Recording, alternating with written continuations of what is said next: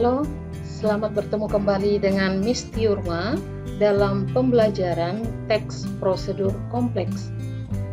Anak-anak, kalian pasti pernah mendengar beberapa peristiwa ya, atau beberapa aktivitas di dalam kehidupan ini. Misalnya dalam gambar-gambar yang Miss Tiurma tunjukkan. Yang pertama, gambar surat izin mengemudi. Ketika kita akan membuat SIM atau surat izin mengemudi, tentunya ada prosedur atau tata cara yang harus kita ikuti. Demikian halnya ketika kita akan membuat paspor. Jadi ada prosedur yang harus diikuti ketika kita akan membuat paspor. Nah, dan gambar yang ketiga ini adalah gambar pembangkit listrik tenaga air. Bagaimana cahaya atau listrik yang kita gunakan di rumah itu bisa menyala dengan baik, tentunya itu mengalami satu prosedur atau tata aturan yang harus dilengkapi semua.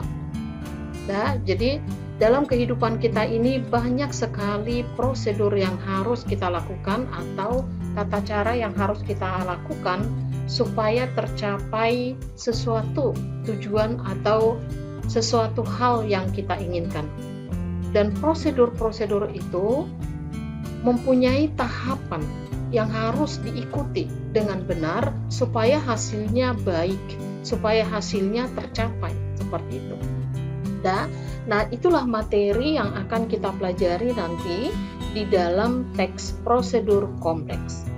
Nah, kompetensi dasar yang kita pelajari di sini, yang pertama, untuk kompetensi pengetahuan adalah mengonstruksi informasi berupa pernyataan-pernyataan umum dan tahapan-tahapan dalam pembuatan teks prosedur kompleks. Kemudian yang kedua, menganalisis struktur dan kebahasaan teks prosedur kompleks. Nah, dalam bidang keterampilan, kita akan merancang pernyataan umum dan tahapan-tahapan yang benar dalam sebuah teks prosedur dengan organisasi yang tepat secara lisan dan tulisan. Dan yang kedua, mengembangkan teks prosedur dengan memperhatikan hasil analisis terhadap isi, struktur, dan kebahasaan teks prosedur itu sendiri. Nah, inilah bagian-bagian yang akan kita pelajari nanti di dalam pembelajaran teks prosedur kompleks. Nah, apa sih teks prosedur kompleks? Teks prosedur kompleks itu adalah sebuah teks yang berisi tentang langkah-langkah atau tahapan-tahapan untuk melakukan suatu hal atau membuat sesuatu. Misalnya melakukan sesuatu hal, bagaimana kita bisa berolahraga, bagaimana cara bermain musik gitu ya, atau membuat sesuatu, misalnya membuat kue gitu ya. Bagaimana sebuah makanan atau kue itu bisa dirasakan dengan enak atau lezat, itu tentunya ada prosedur atau tahapan-tahapan cara membuat kue itu sendiri. Nah, jadi teks prosedur kompleks itu adalah teks yang berisi tentang langkah-langkah atau tahapan-tahapan melakukan atau membuat sesuatu. Ya. Nah, kemudian apa sih tujuan dari teks prosedur kompleks? Tentunya tujuannya adalah untuk memperoleh hasil akhir. Apa hasil akhir yang ingin kita capai? Sebuah makanan yang rasanya lezat, misalnya membuat makanan atau kue yang enak misalnya. Nah, jadi misalnya kalau mau membuat risoles misalnya makanan ya. Nah, bagaimana membuat makanan risoles itu dengan enak gitu ya? Tahapan-tahapan apa yang harus diikuti? Nah, tentunya nanti di sini juga ada banyak hal yang harus diperhatikan di dalam pembuatan sebuah makanan atau ketika kita melakukan olahraga misalnya ya. Nah, bagaimana supaya langkah-langkah yang kita lakukan dalam permainan olahraga, misalnya bermain basket, itu bisa dengan langkah-langkah yang benar. Oke. Nah, apa struktur yang kita pelajari di dalam sebuah teks prosedur kompleks? Struktur yang pertama itu adalah struktur tujuan atau kadang dikatakan juga dengan pernyataan umum. Di dalam bagian tujuan atau pernyataan umum itu berisi judul. Judul dulu ya. Jadi misalnya cara membuat paspor, misalnya seperti itu ya. Kemudian tujuan dari pembuatan teks tersebut, hasil akhir yang ingin dicapai, berarti ada paspor. Paspor itu apa, begitu ya? Itu disampaikan nanti di bagian awal atau di bagian tujuan, ya ini ya. Kemudian yang kedua, sebuah teks prosedur kompleks mempunyai struktur material. Materialnya itu apa? Apa bahan-bahan yang dibutuhkan? Ya, bahan-bahannya apa? Jadi kalau misalnya membuat kue, berarti ada tepung, ada gula, ada maizena dan lain sebagainya misalnya seperti itu ya. Apa alat-alatnya yang dibutuhkan untuk membuat makanan tersebut, membuat kue misalnya, alat-alatnya misalnya sendok, panci, mixer dan lain sebagainya. Nah, atau material apa yang diperlukan untuk pembuatan sesuatu itu. Ya, oke. Selanjutnya yang ketiga, langkah-langkah. Langkah-langkah yang harus ditempuh untuk memperoleh hasil. Setiap langkah harus dilakukan secara urut dan tidak boleh acak untuk melakukannya supaya apa yang ingin dicapai di dalam pembuatan teks prosedur itu bisa tercapai dengan baik. Ya, jadi kalau misalnya kamu akan mengurus paspor, misalnya ya, paspor, ada langkah-langkah yang harus kamu tempuh ketika kamu pergi nanti ke kantor imigrasi dalam mengurus paspor, supaya ada paspor yang bisa kamu pegang, ada hasilnya gitu ya. Tata urutannya apa, dari mana kemana gitu, sampai nanti menghasilkan sebuah paspor.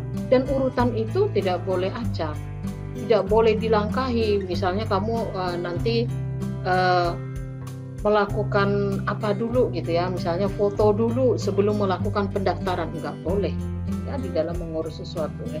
Tentunya mendaftar dulu, itu tahap awal, baru nanti akan ada prosedur-prosedur yang lain. Itulah yang harus kamu ikuti di dalam pembuatan teks prosedur.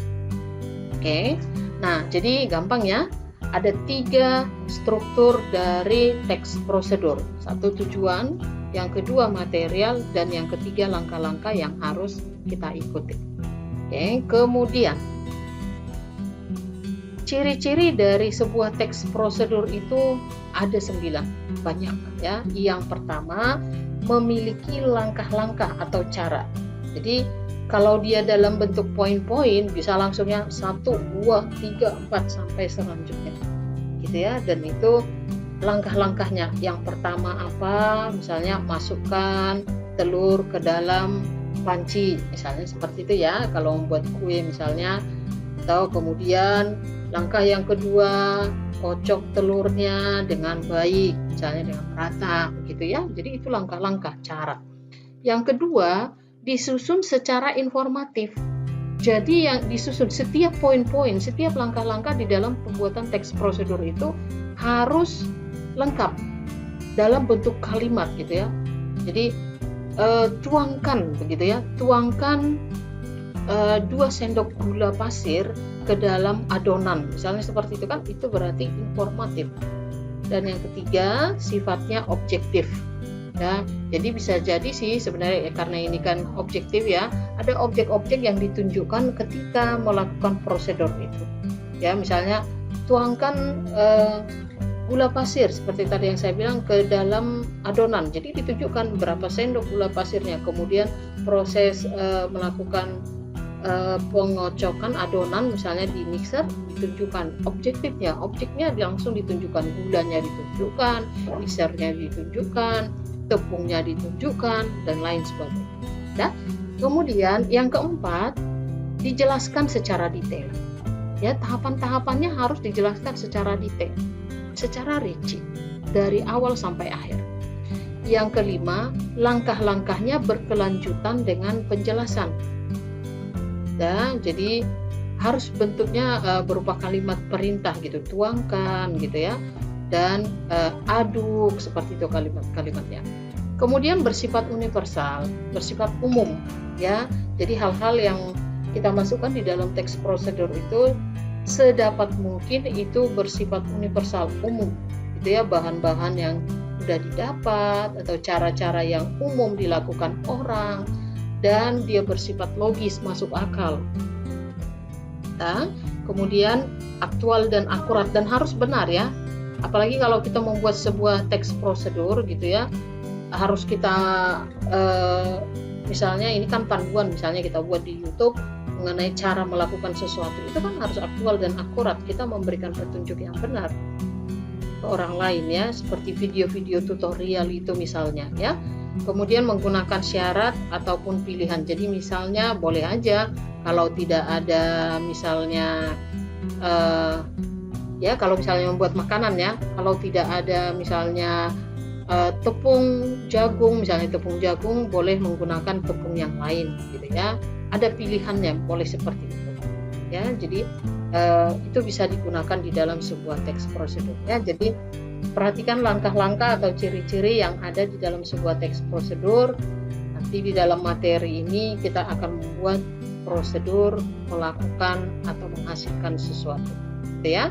Oke, sampai di sini dulu pertemuan kita. Sampai bertemu di pembelajaran berikutnya. Terima kasih, selamat siang, bye.